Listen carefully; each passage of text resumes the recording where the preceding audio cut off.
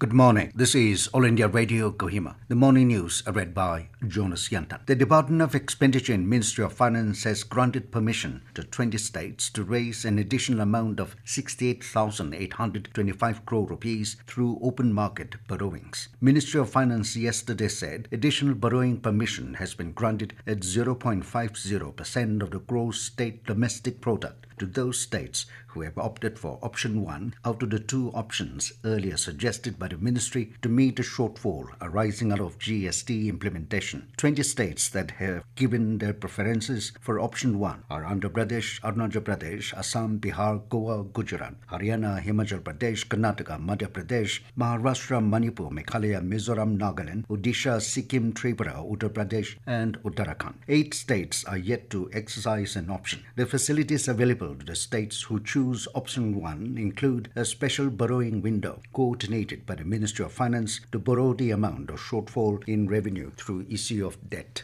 Prime Minister Narendra Modi said that about 7 crore women have availed a loan worth 3 lakh crore rupees in recent years through Mudra Yojana. Stating that Mudra scheme has enhanced avenues of self-employment in villages, Modi added that farmers, shepherds and fishermen have been provided with the facility of Kisan credit cards to get easy access to loans from banks. He informed that nearly 2.5 crore small farmer families who were earlier deprived of Kisan credit card now have this facility. Meanwhile, Modi urged citizens not to show any laxity towards COVID-19. Modi said everyone must wear masks, wash hands regularly and observe social distancing norms. Stating that India will win this battle against coronavirus, the Prime Minister asked citizens to strictly follow guidelines till the time vaccine is available for all. BJP yesterday released a list of 9 candidates for the upcoming by-elections to the legislative assemblies of Nagaland, Uttar Pradesh and Karnataka. In Bungro-Gifre constituency in Nagaland, the BJP will field Lirimong Sangdam.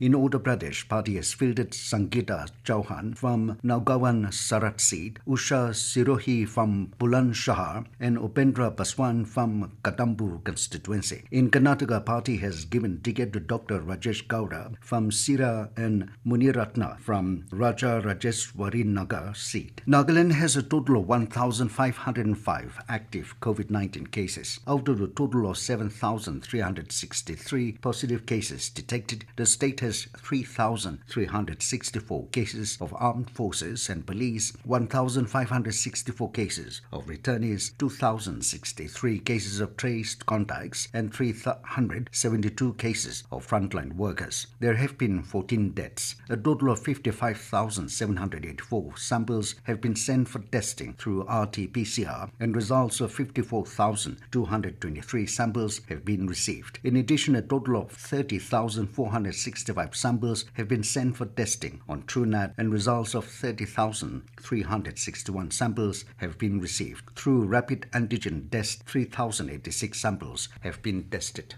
Dimapur Deputy Commissioner Rajesh Sundararajan has ordered the sealing of the Commissioner of Excise Office, Dimapur, for 48 hours. The DC said the order has been issued to take effective measures to prevent the spread of COVID-19. The DC said any person violating the containment measures will be liable to be prosecuted. Union Minister of State for Home G. Kishan Reddy said that government is committed for the modernization of police forces and 780 crore rupees were released by the government for the modernization efforts. While inaugurating e-Cyber lab set up by National Crime Records Bureau, Reddy said Prime Minister Narendra Modi believes in zero tolerance in crime and terror, and under the leadership of Home Minister Amit Shah, the government's aim is to create crime-free India. He said the government would never tolerate crime against women and the downtrodden and will take all measures in ensuring speedy and decisive justice for all victims. And as the nation fights COVID-19 pandemic, let us all remember to stay safe and protected by following these 3 simple steps. Wear a face mask, wash hands frequently and follow social distancing. With that, we come to the end of the morning news. Have a nice day.